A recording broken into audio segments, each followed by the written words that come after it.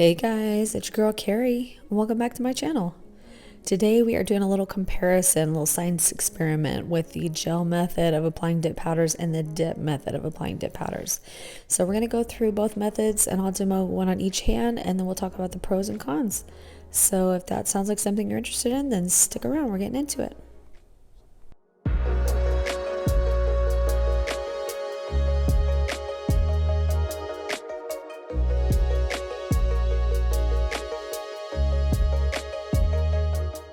So if you're newer to dip powder, let me go through what we're going to be doing today. So we are going to be applying dip powder to both hands, but one of the hands we will use the traditional method using dip liquids, and the other hand we will use the non-traditional method using gel liquids.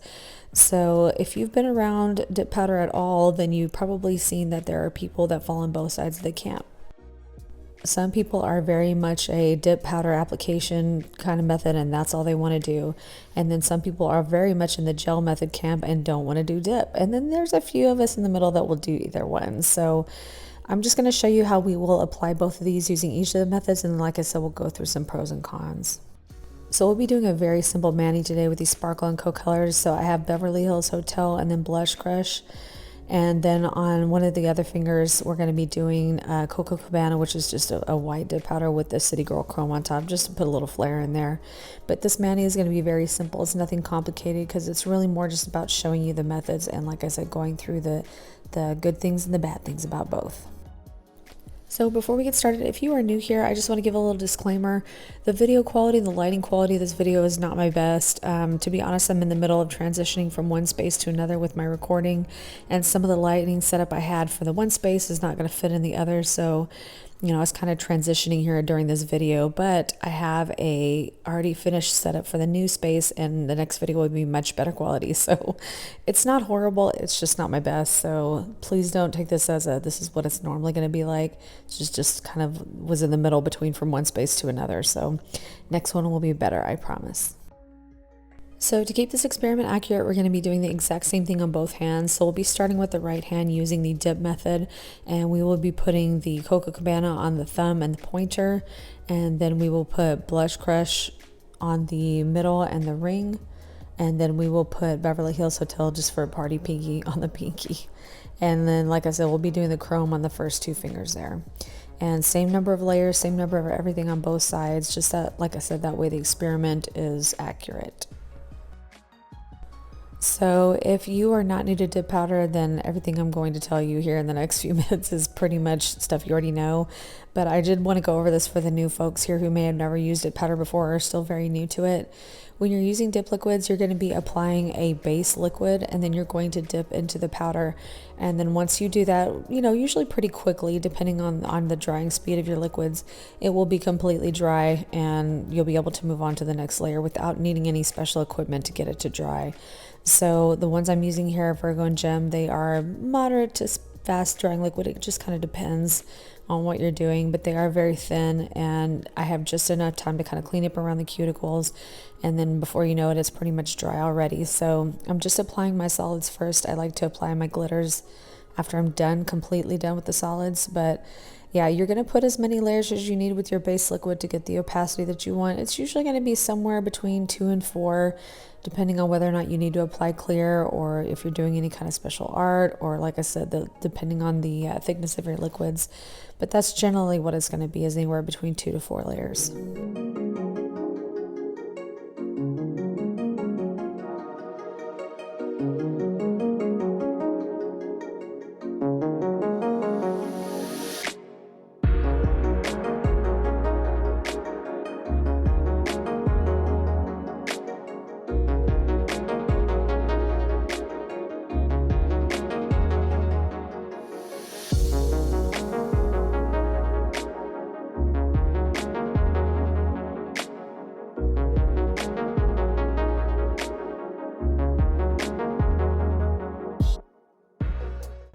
So once you've got your first layer applied and it is dry enough, then you'll just go ahead and brush off the excess. You can use a fluffy brush, a stiff brush, both. Because my liquids are so thin, I usually find just this fluffy brush to be enough, but I will go over any clear powder with the stiff brush. But after that, you're going to move on to your next layer, and you're just, like I said, going to repeat that process until you get the opacity that you're looking for. In this case, I ended up with 2 layers of the Coco Cabana, which is the white, and I did have to do 3 layers of the Blush Crush. I had a little bit of trouble getting even application with this one. I don't know if it was just an off day or if it was something in particular with this powder, but it took me 3 layers to get a nice even layer. So again, that's what we'll be doing on the gel side also, just to keep it even.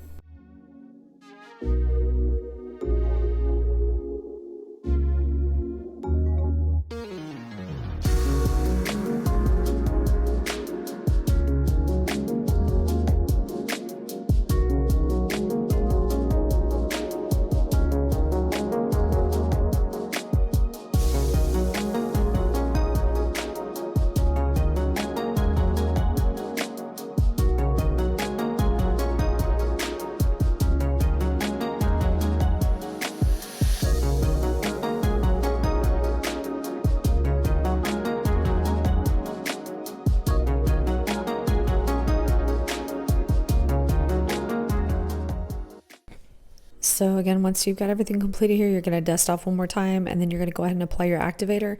And this is what will harden the dip powder so that you'll be able to file and buff, and it'll give it the structure that you're looking for. So you notice I haven't done the pinky yet. That's because I like to activate my solids before doing my glitters, and in that way I don't have to worry about the glitter sticking to any of my solids, because I don't like that. If it's solid, I want it to be solid. I don't want any random specks of glitter in it. So that's just why I do it that way.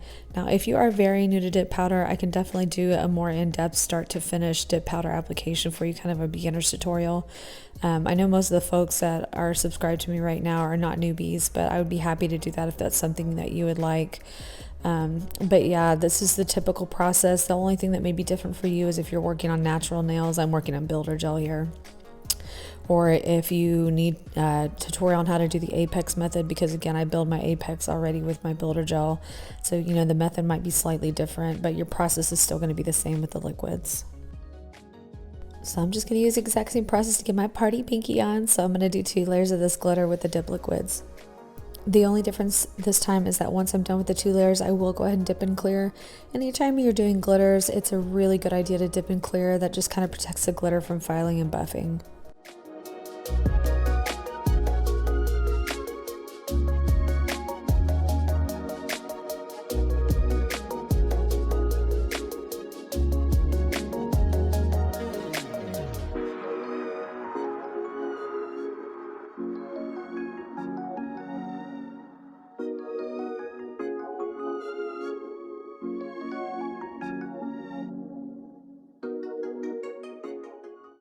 So for the clear layer here, I'm just going to be dipping into Sparkle & Co's Clear, which I got in a recent sub bag.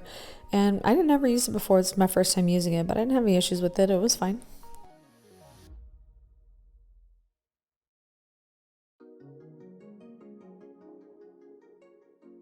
Okay, so the only thing you missed here is I scrubbed off the excess clear on the pinky and then activated it. So these are all completed now. So I have not filed and shaped these yet, so we'll hold off on that to a little later once we get the gel method done.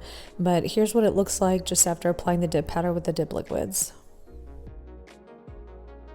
So if you are going to be doing the gel method with dip powder, you are going to need some specialist equipment. So you're going to need a UV or LED lamp, or this is a combo that I have here. And then you're also going to need your gel liquids. So you will need a gel base coat and a gel top coat. So again, I'm using builder gel here, but if you were doing this on your natural nail, the only additional step I would consider other than your normal prep would probably be to consider a primer, just to help your gel to stay on a little bit better. But I'm not using that because I'm not using them on my natural nails. I'm using this on my builder gel. So you can see I have pulled the powders out of these cupcake liners because I'm going to pour over this powder. And that's because I don't want to risk kind of the gel slopping around if I dip it in there. So in this case, I'm just painting a thin layer of the gel on here, and then I'm going to pour the acrylic powder over top.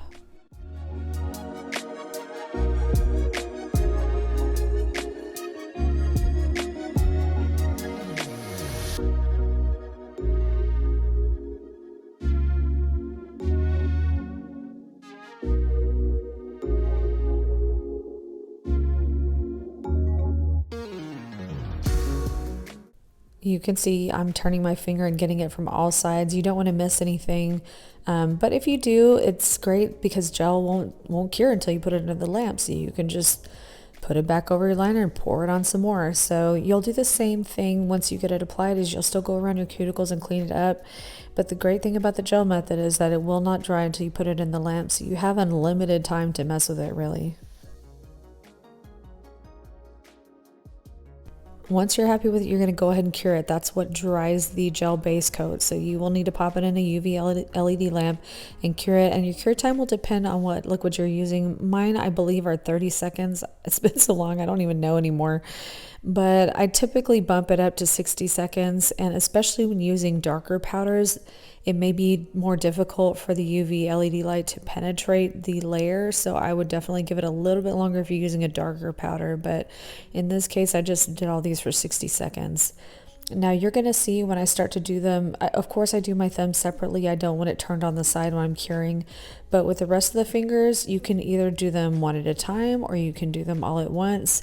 It's really up to you. Some people will even flash cure them, like just do the first one and then cure it for like 10 to 15 seconds and then move on to the next one. That way it's kind of like soft set, so they don't have to worry about it moving around while they work on the rest of the fingers. But how you do that is completely up to you. If you're a beginner, flash curing between each finger would probably be a good idea.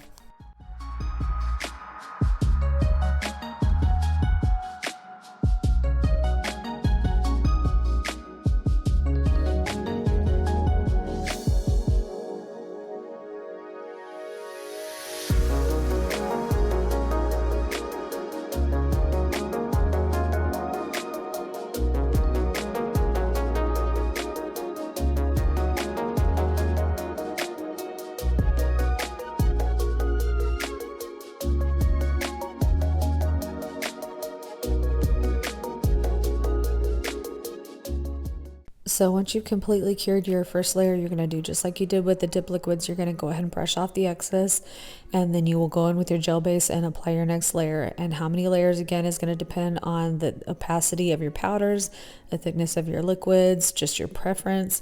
So I did the exact same thing I did on my dip liquid hands just to make this, science experiment accurate. I did 2 layers of the white, and then I did 3 layers of the blush crush.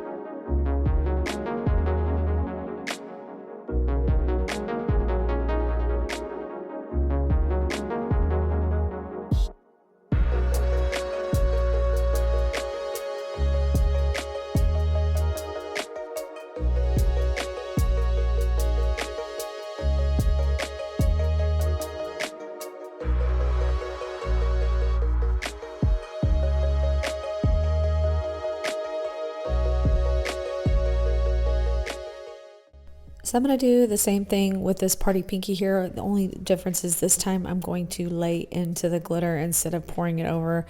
Just no matter what liquids that you're using, dip liquids or gel liquids, I just find that glitter applies better if you lay into it. It just kind of helps it lay a little more flat and stick a little bit better and not stick up so awkwardly. So that's why. But you're not really dipping. Like I said, you're kind of laying flat into it. So hopefully you can see that there. But same thing, we'll do 2 layers here and then cure those each layer and then we'll be done.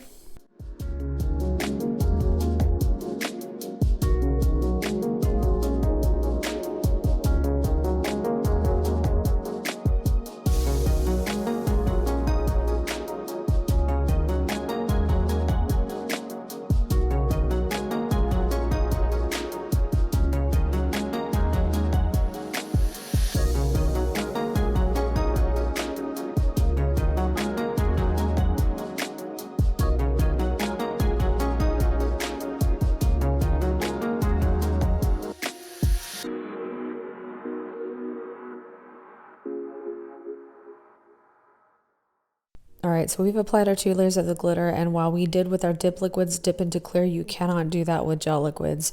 The reason for that, there's just something about clear powder. The gel just doesn't have the ability to absorb all the clear powder. So if you try to use gel liquids with clear acrylic, you're going to end up with a kind of a spotty, cloudy appearance.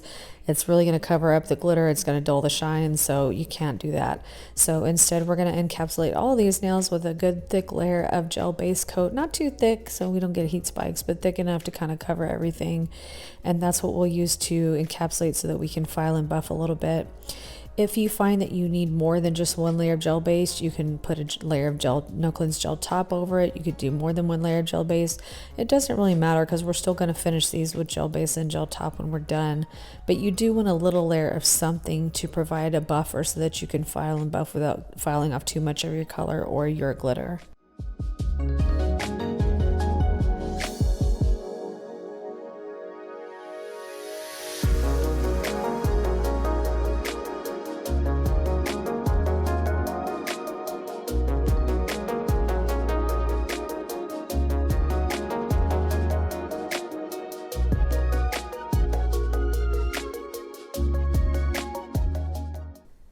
Alright, so once we're done curing our protective layer of gel base, I'm just taking an alcohol wipe here and wiping off that tacky inhibition layer.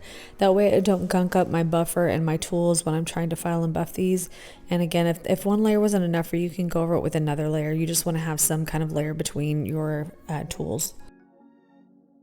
Alright, so we have both hands finished up, so let's take a look here at what we got. You can see we have a pretty similar finished application on both hands. Now granted, we haven't filed and buffed yet or top coated or anything like that, but you can see, you know, the similarities and the differences between the 2 nails. Of course, your finished gel application is going to look shinier because you used the gel and we haven't top coated the dip yet, but so far this is what everything's looking like. You know, reasonable application on both sides. I would say the gel side is a little bit thinner as far as finished nails, but that's just my observation, and again, that's going to vary depending on your number of layers that you apply and how thick your liquids are. So the first thing we are going to do is clean up the shape a little bit with the with your hand file. And again, depending on how everything applied for you, you may need to do a little bit, you may need to do a lot. In this case, just a little bit of cleanup on shape on both the gel and the dip hands was enough.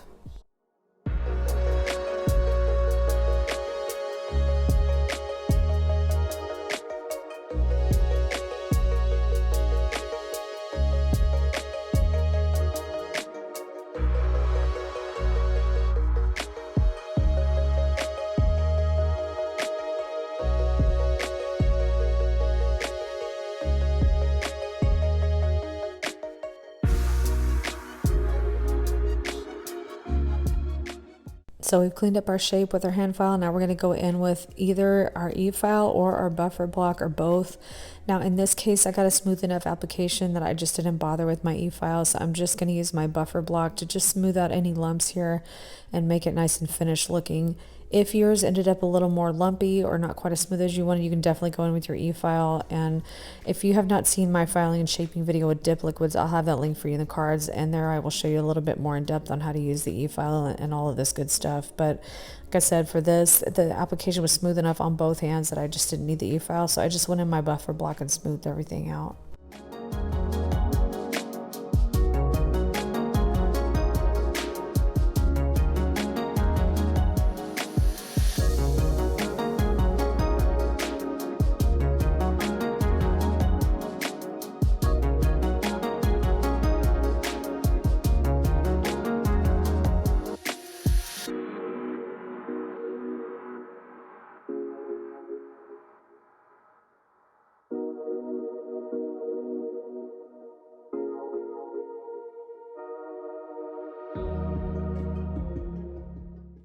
On the gel liquid side, once you are completely done with filing and shaping, then you can go in with your gel top coat. If you're looking for longevity, you can go in with another layer of gel base and then gel top coat just to make sure your top coat doesn't peel. It's going to depend on how much of that gel base you buffed off, really. But for me, you know, I don't keep my nails on very long. I use peel base, so I just went in with the layer of top coat and called it a day.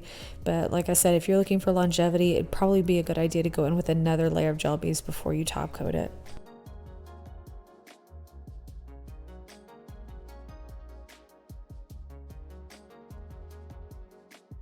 Now I know we've got a lot going on here, but I want to briefly touch on the chrome here, and I'm going to do the same application on both sides because it's chrome and you really need gel to chrome effectively. So I'm just putting down a layer of gel base. I'm going to cure that, and then I'm going to rub this chrome powder into it. You can either chrome a gel base or a gel top. It's really up to your preference. I've done both. I like both just fine. It may depend too on your chrome powder. Some chromes don't chrome very well on top. Some don't chrome very well on base. So it just, play around with it and just kind of mess with it. But for this one, I just put on a layer of gel base, cured it, and then just rub the chrome powder in. Then once you brush off the excess, just go in and finish with your gel top coat, and that's going to finish up this gel hand. Okay, so that finishes up our gel hand, and I want to apologize now because the footage of me finishing up the dip hand got completely deleted somehow. But basically what you would typically do is after you clean up, you would wipe down with alcohol, and then you would go in with your activator and dip top coat. I did sort of cheat here a little bit. I always use gel top coat on my dip powder no matter what liquids I'm using because I like the shine and the durability of gel on top better. So these I wipe down with alcohol and then put a layer of gel base and gel top. But again, I'm not trying to cheat. It's just that that's what I usually do. So I wanted something to compare it to. So for the science experiment, I used my baseline. My baseline is to finish with gel base and gel top. But again, if you are a dip liquid person, you can wipe down with alcohol, finish with activator, and then go ahead and put your dip top coat on there. Whatever method you use, make sure that you finish it up with cuticle oil because your fingers have been exposed to a lot of chemicals and filing and buffing, and they're dry and they need rehydration. So make sure you use one. Okay, so here's both hands finished. So I do want to go through some pros and cons, and I will show you some pictures too so you can see the finished look of both hands. You can see that they both look very similar finish. There's really not much difference between the two. I'd say they're pretty even thickness with maybe the gel just being a hair lighter. But, otherwise everything looks pretty much the same. But there is one difference that I do want to address with you, and I'm going to put up a photo so that you can kind of see what I mean. But the one big difference that you'll see here, and you probably can't see it just looking at him here, but the blush crush on the gel hand is a slightly different color than the blush crush on the dip hand. And this is sometimes a known issue with using gel methods for dip powders. Some of them tend to want to turn the color a little bit, and it seems to happen most frequently with peaches, pinks, nudes. Those are the ones that tend to be affected the most. It's something about the combination of the gel liquid with the UV light that has a tendency to do that. So let me show you a picture here so you can see what I mean. So the hand on top is the dip liquids, and the one on bottom there is the gel liquids. And blush crush is a peachy pink, and you can see that once this went through the application and curing process with the gel, it turned more of a creamsicle orange, and that to me is the biggest attractor of the gel method. It's not that I don't like this color, it's just not what I wanted, so it's something to keep in mind. Like I said, this typically tends to happen with peaches, pinks, nudes, things like that. And the only way to know for sure if it's going to do that without putting it on your hands is really to test it out on a swatch stick, because it just depends on the powder. Alright, so let's finish this up by going through some pros and cons of each method. So one big pro with the gel liquids is that you do get a very smooth application. I definitely had to do less filing and buffing on that side. It just looks smoother overall too once all the layers were applied. And I would also say that it is very good, especially for beginners, because you do have unlimited time to apply each layer because it's not going to dry until you put it in the lamp and cure it. So, if you apply one, you hate it completely too, you can just wipe it off with alcohol and apply it again. So it is very user-friendly for that. And then, like I said, there is minimal filing and buffing, and you definitely won't have to worry about getting dip flu from gel liquids. The biggest con, as I already mentioned, for me is going to be the color change. Some of these colors are going to change with UV exposure, and I don't want to have to worry about that. I want the color to be what I want it to be, so that definitely is a concern for me. And I would tell you that gel liquids are not quite as strong as dip liquids, so you're not going to quite get as strong as an application. But for me, with my builder gel, that it wouldn't really matter. It's not going to affect the strength that much. And then though you don't have to worry about dip flu, you do have to worry about gel allergies. Some people will have a reaction to the gel, and that's usually because you get it onto your skin. So you need to be really careful not to get it on your skin when you're working with gel. Not everybody will develop gel allergies. I don't. I've never had a problem with it, but some people will be allergic to certain additives in gel. So there, a lot of people, especially I would say, are allergic to HEMA. So there are some HEMA-free gel options. So, just some things to think about. You may not have a reaction at all. Now, when it comes to dip liquids, one of the pros is that you are going to get a little bit more strength from dip liquid application than you will with gel, and you really won't have to worry about any kind of color change. I'm not saying that it never happens, it's just that it's very rare. Once in a while, you'll have a dip powder that the powder will just change from sunlight exposure, but it's pretty rare. For the most part, with dip liquids, what you see is what you're going to get once you finish your mani. And then, of course, you won't have to worry about any kind of gel allergies if you're using dip liquids. And you won't need any specialized equipment if you're using those, because you won't need a UV lamp to cure it. It'll just dry on its own. As far as cons go, oftentimes, not always, but it will require a little bit more filing and buffing with dip liquid application. That's going to depend a lot on how experienced you are, how quickly you work, how smooth your powder lays, how good your liquids are. That's going to be a lot of factors, involved in that. But generally speaking, you're going to have to do a little bit more finishing work with those applications. And then you will need to work a little bit more quickly because you don't have unlimited dry time, because this will dry as you work with it. And again, that's going to depend on how fast drying your liquids are. And then, of course, you do have the potential for dip flu. If you're not familiar at all with what dip flu is, it's just kind of an allergic reaction to the dip liquids, but instead of usually happening on your skin, happens in your respiratory system. You get kind of cold-like symptoms. You get a stuffy nose, maybe a runny nose, or maybe some postnasal drip, sore throat. It just really kind of depends on the person. And just like with gel allergies, some people never have it. I am somebody who has had dip flu in the past, and the liquids I use now, fortunately, don't give it to me, or they give me the smallest stuffy nose. But before, when I was using dip liquids that did give me a reaction and gave me dip flu symptoms, I would use a respirator, and I can have that link down in the box below. But it's just one I grabbed off Amazon that's typically used for like paint and resin application. And I will say that it did work really well. So if you have some dip liquids you really love, but they do give you dip flu, you don't have to switch to gel. You can try using a respirator, and that may be enough to help you. Or it may just mean that you need to put more ventilation in the area that you're working. It may be as simple as that. Okay guys, so we're going to close out this video by going through some pictures of both. And I did want to say that I know we covered a lot here, so I apologize for the length of this video. But if there's something you're confused about, or more questions you have, or maybe if you have some experiences you want to share with either method, then I'd love to hear them in the comments down below. But thanks for your patience, guys. And remember, I always have time codes if you need to skip through anything in my videos. I appreciate you so much for taking time out of your day to watch this video. If you did enjoy it and found it helpful, it would help me out so much if you would give me a thumbs up down below. And while you're there, if you have not subscribed already, I hope you will consider subscribing before you go.